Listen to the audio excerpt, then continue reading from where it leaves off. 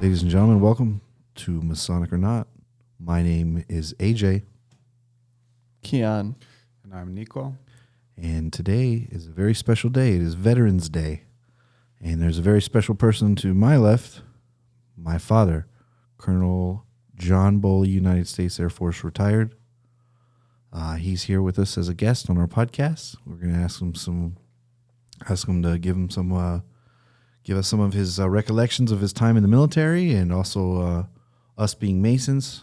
We also have a long line of history within our family, going way past the Civil War. Something that we're very proud of.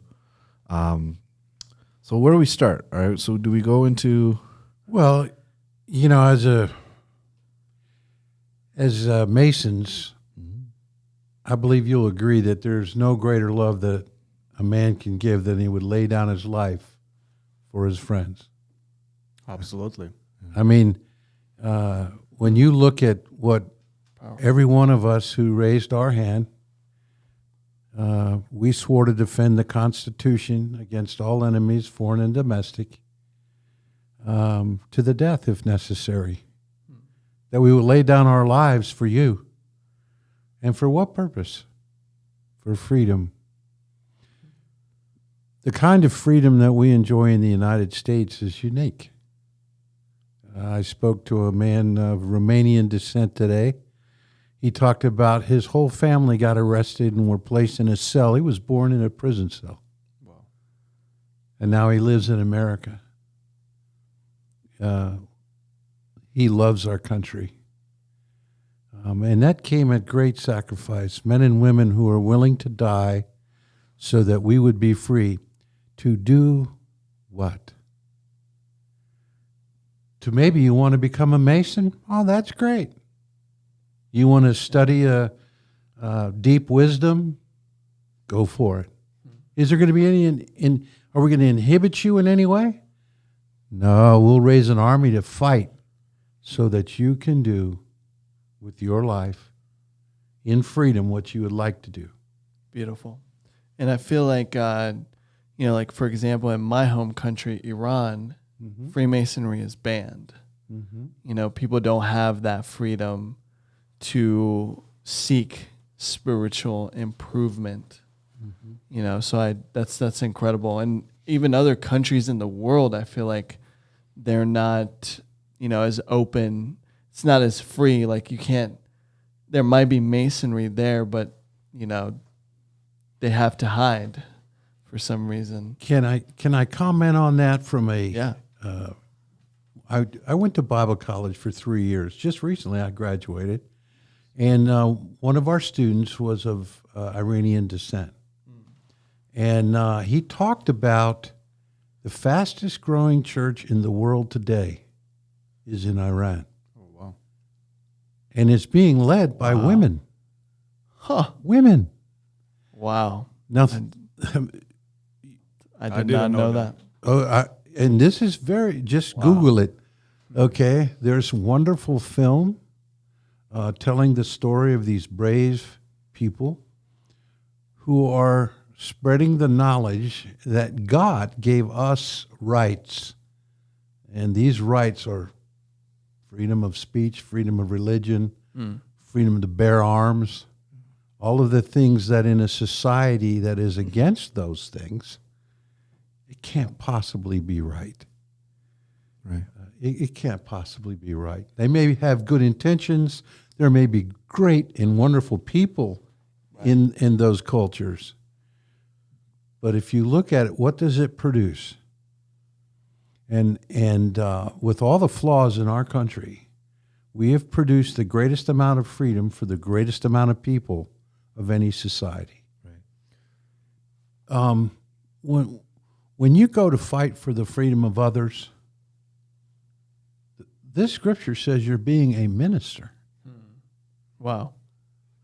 Even though if you use weapons? No, I feel like that's almost like symbolic too. It doesn't necessarily have to be like a veteran, how I took that in, like spiritual warriors too, who fight for the freedom of others as well, So Oh, but how about I think what he meant was like, let's say America goes to a different country and we fight for the others people. no, yeah, freedom, yeah. Even though Yeah. we use weapons, how I see the it, cause, I feel like we can be still considered as ministers. Well, I want you to think about what Peter did, okay, in the Garden of Gethsemane. When they came for his Lord, he drew his sidearm. He was carrying a sword, and he cut off the servant of the high priest's ear. And Jesus said, hold on, hold on. You see, he set this all up. This was a trap set up. Because if the devil had known by doing this, it would be his undoing, he wouldn't have done it. He wouldn't have crucified our Lord. So the Lord picks the ear up, heals the man, and says, let's get on with this. You see, he wasn't taken out of there bitterly crying and weeping. He'd done that before. And the Lord gave him his anointing, and he was ready for the fight. And when Peter drew his sword and cut the ear off, the Lord heals it and says, no, you got to watch this. And then Peter fled, and the Lord went into his mission, which was to lay down his life so that we might be free from sin and we might be like him. And I really believe, well, when he comes back next time, he's coming back for a fight. Right. And just why that's what I picked up, basically. That coming back, this moving towards greater freedom for the rest of the world, not just, us here in the United States, but a more unified world. Because I just couldn't agree more. All my life I wanted to be like my father, who presented a great example. He was a West Point class of 1943. He fought the Nazis, shot down on his first mission. It happened to be his wedding anniversary, his first wedding anniversary. And, the stories that he told about crash landing that aircraft on his first mission, no landing gears, airplane in flames, belly flopping it into the field. And then the Free French came and rescued these guys and took them back to an area where there was a hospital, the Red Cross. And he tells the story. When we finally got the men bed down in the hospital, I went into the chalet where we were provided a room, and one of the men comes up to me and says, man, you got to see who's in the drawing room. He says, no, man, I got to go to bed. He says, no, you got to see this. And in a smoke-filled room, when they pulled back the drawing room doors, was Marlene Dietrich on a piano singing in front of a bunch of warriors who were fellow downed pilots and airmen. Now that image to a young man of men who'd been shot down, many of their friends who had died, being entertained by one of the most marvelous stars of the time, who was not afraid. Marlene Dietrich was not afraid to go right out in the middle of the French countryside and entertain warriors. That's all I ever wanted to be like. And that's because these veterans, they deserve that respect. And I'm real proud to be one. Yeah, just to give a little quick We're history proud lesson. to have you here with us for this special day. Absolutely. Thank you, man. Amen. He had a very unique career in the Air Force. He started off in food services. He tried to get into the Air Force on OTS 6 times, right? I did. Had an amazing career, did 30 years.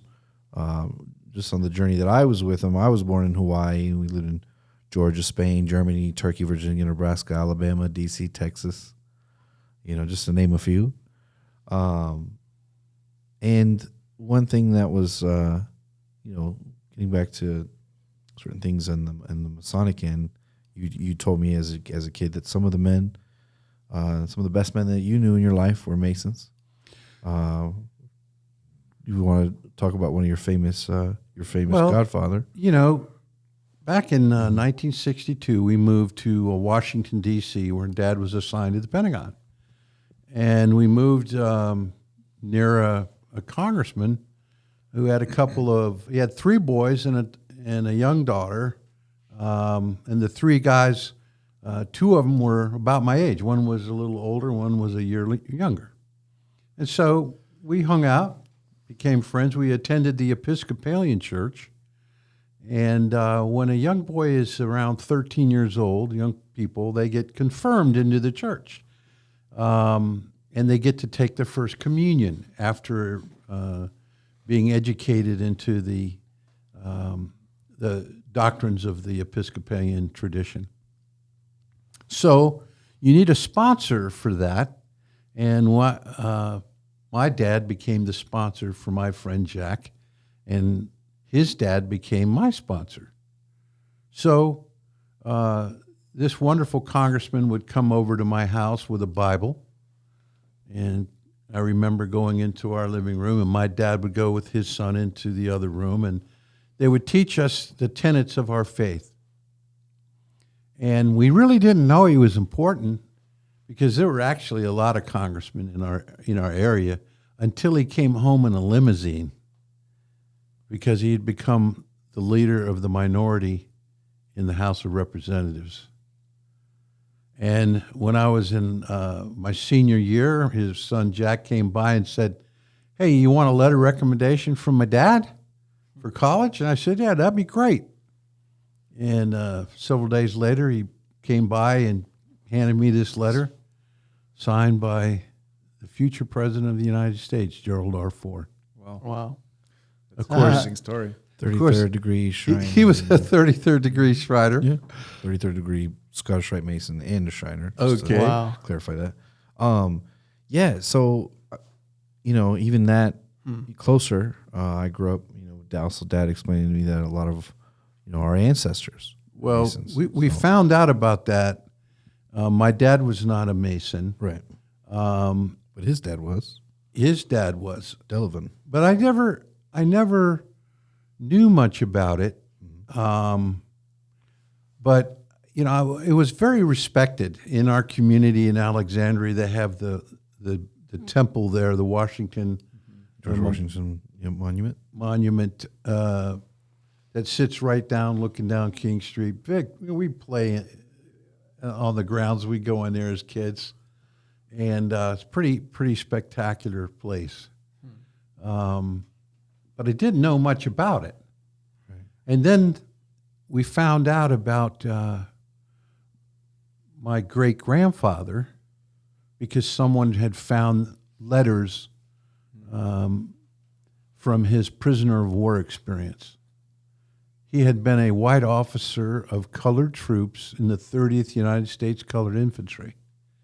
And reading those letters, the original letters that were sent back and forth to this prisoner of war camp, you see that his mother says, "Your grandfather died, and he was buried according to the Masonic." He was buried by Masonic order.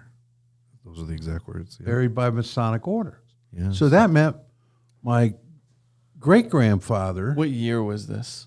1864. Yep. Wow. 1864. So those guys, his grandfather and his father, and he was, His son was. and his son was. They were all Masons. It's awesome. We even have do you have the coin purse on you? I might. Let's see. Yeah. You guys are in for a little treat here. Well, So, sorry, making a long story long. My dad and I, we traced some of his steps. We lived in Virginia. We lived in Northern Virginia. We went to Fredericksburg. Yeah. Okay. We'll tell the story first. These are the Masonic cufflinks, heirloom in our family. Wow. I'd like to see those. Those are well over 100 years old. Yeah, yeah. Wow. From the 1800s, right? Wow. Yeah. You see the detail on the square and compass. That was no joke. Yeah. To think that those were cufflinks, they're kind of small, or almost frail. But so, I don't know anyways, if everyone can see this, but that's really amazing. Yeah. Being all 100 years old and being that precise, that's truly Yeah. amazing. absolutely the craftsmanship. Back to what I was saying, we went to Fredericksburg, Virginia. There was this the Battle of the Crater, okay, from the Civil War. Actually, Where- Petersburg, I'm sorry, where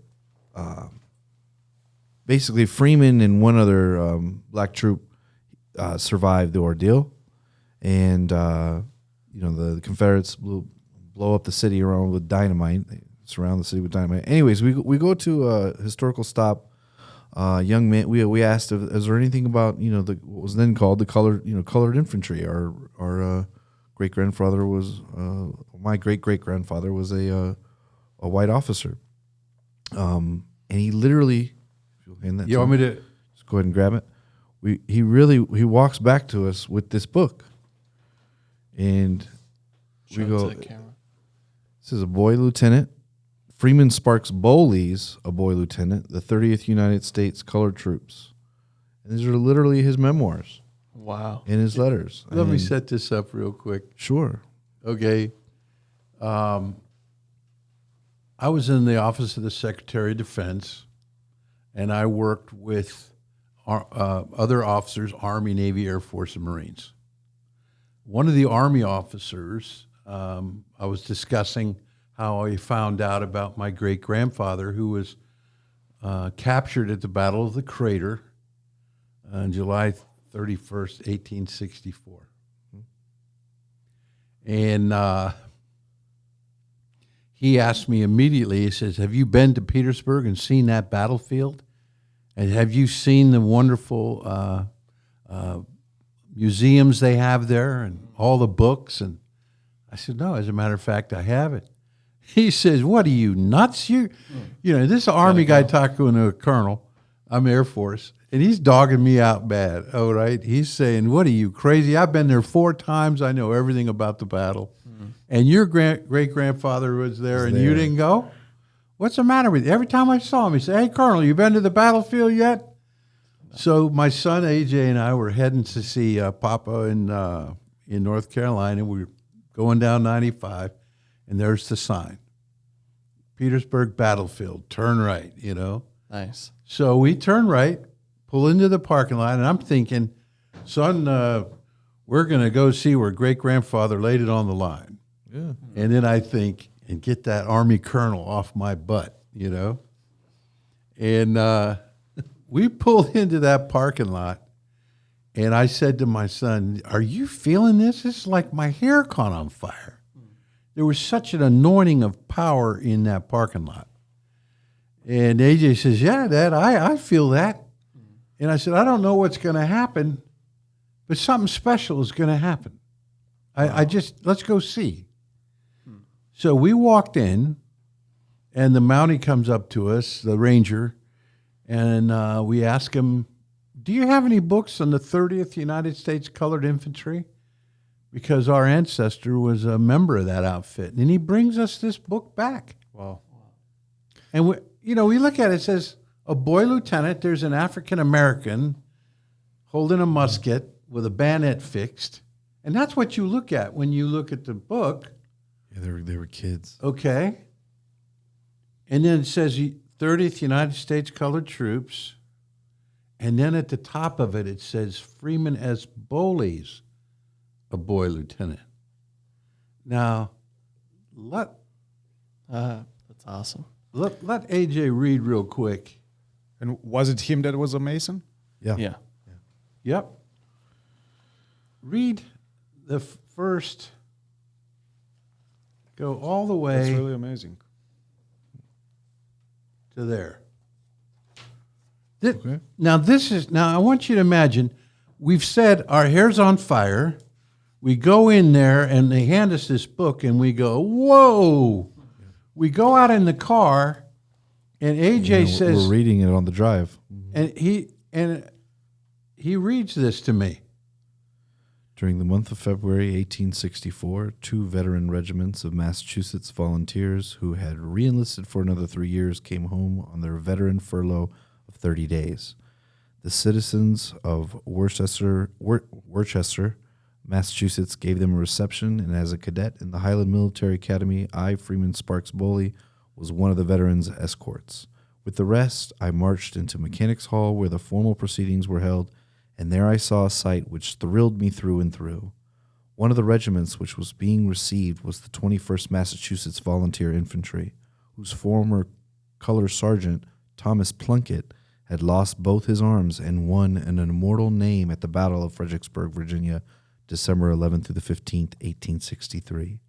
Sergeant Plunkett was present at the reception, and the mayor of the city of Worcester led him upon the stage, grasping in such fashion as he could with his helpless stumps the very flag which he had deeply stained upon the battlefield with his own blood. The veterans cheered wildly, and I was so much excited that I resolved on the spot to go to the war. How I carried out my intention, I shall tell you in these pages, and what you are about to read throughout is the plain and true story of my own experiences. Guys, Very nice. It's deep. I mean, the hair's on fire.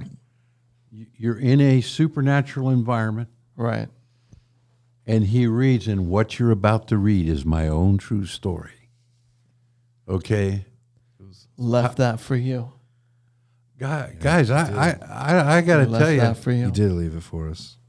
and then a couple of years later, my job is to inspire men and women. And do you think reading something like that to them might inspire them? Absolutely. Another cool Legacy. Just add on to that. I was accepted to receive the degrees. I wasn't yet an entered apprentice, but my dad and I had a father-son trip to San Francisco, where he's buried at Presidio Cemetery, right? Old army fort, basically. That's right. National Cemetery at the Presidio. Masonic tombstone. We literally, we knew he's there, but researching, it's kind of hard. It's like plot with A numbers, 1, 2, 7, and you're thinking, okay, where's the key? How are we going to find him? And we pull into the cemetery, and not but 2 seconds, my dad's looking and says, Freeman S. Bowley. And I go, get out of here. Because this is a huge cemetery. We saw and it the from light our was car. just from the car he's reading it. Wow. And it was just the light was shining right there like he was just waiting for us. Wow. Yeah, even And finding the book and of course, looking at his tombstone, when Mason will awesome. realize that it's actually his tombstone is a rough Oh my ashlar God, I going already to a got perfect. goosebumps here. Ah. So it's a ashlar reference. And then the tombstone ahead of him had a square and compass facing him. I mean, it was just like he had the Awesome. perfect view. It was The light was strong. it was amazing. And there's So cool. so many experiences you can count on your hand in life where you feel like, man, you're following. I felt it in my heart. Like I saw like my dad and I needed to go pay our respects to him. I wanted to go see his grave. I knew it was an ashlar we saw a picture of what it would look like. Had no idea where it was. Found it in 2 seconds. Said a prayer over his grave, and it was just like, Beautiful. Now he's one of your angels. yeah, absolutely, you. he definitely is. Well, watch this, okay? I was asked to speak on September 11th, 2003, 2 years after my experience in the Pentagon. I was there when they had the attack by the radical Islamists. There was an experience there where I recovered an Army lieutenant colonel who jumped out a window, who thought he was going to die, and he kept saying, "Who are you?" We had him on a stretcher, and I kept saying, "Hey, I'm Colonel Bowley. I'm Colonel Bowley." I show him my ID card, and he said, "No, man. Who are you really? Who are you?" I said, kind of freaking me out, actually. Well, we got him into an ambulance after running around hiding because we heard about another airplane inbound. And it was quite emotional for me. I got with him later. We went out to lunch, and I asked him, I said, hey, Marion, Lieutenant Colonel Marion Ward was his name. I said, what was the deal with the who are you business? And he said, I can't speak it, but I'll write it. And he wrote down in a pamphlet on the Pentagon, he said, Colonel, God sent an angel. Thank you. Well, he thought I was an angel. I'm no angel, you ask my wife. But, man, I sure like being mistaken for one and being around awesome. them that are. That day you described as there were no atheists on the battlefield, and that no one was separated, that everybody was American. There wasn't culture or religion. It was you loved every person next to you and every hair on their head, and you just wanted them to be okay. And it's just one of those instances where such darkness, you'll still find the light. And I'll never forget that day, September 11th, picking him up. We lived in Northern Virginia at the time, and he had blood and soot on his uniform, and I saw it in his eyes. It was a deep sadness, and it lingered with him for a while, like a lot of people. And God rest all the souls and all the people that were affected by that day. But we all saw as a nation too the positive effect. It brought us together. And it's sad that something like that has to happen every now and then for it to be a trend for us to start loving each other again. But if you remember, if you look back to that day, okay, and you looked at all of the sadness, all of the pain and suffering, Americans jumping out of the tower, beautiful women holding their skirt down as they travel down from the tower to die. I don't know what to tell you about that. Yeah. Other than I know this. I didn't care what culture they were from. I didn't care whether they were my religion, my skin color. It did not matter if they were gay or straight. It did not matter. I loved every hair on their head. Because of them, we're free. This nation, we're experiencing severe friction right now between, liberals, conservatives, gays, straights. Doesn't matter. Religions. Yeah, we're Americans. Fact is, we're Americans, and because of one another, we're free and we live free. And I hope, we need to be very, and this is one of the reasons I'm so proud of my son. My son has been looking, for men just like you. He wants to become special in his life. That has nothing to do with rank, but they have everything to do with spiritual development. I am completely convinced that if you seek God with all your heart, you will find him. And that's a good message. It's an honor to be, Thank you. Speaking to you fine men. Thank you for being here. It's our honor too. Thank you so much. Incredible. I enjoyed it. Incredible. Yeah. Wow. Beautiful. I think that that's was about as powerful as we can get for one segment. Wow. So loved having you, Dad. Yeah. Thank you for having me. Yeah. No, we're honored.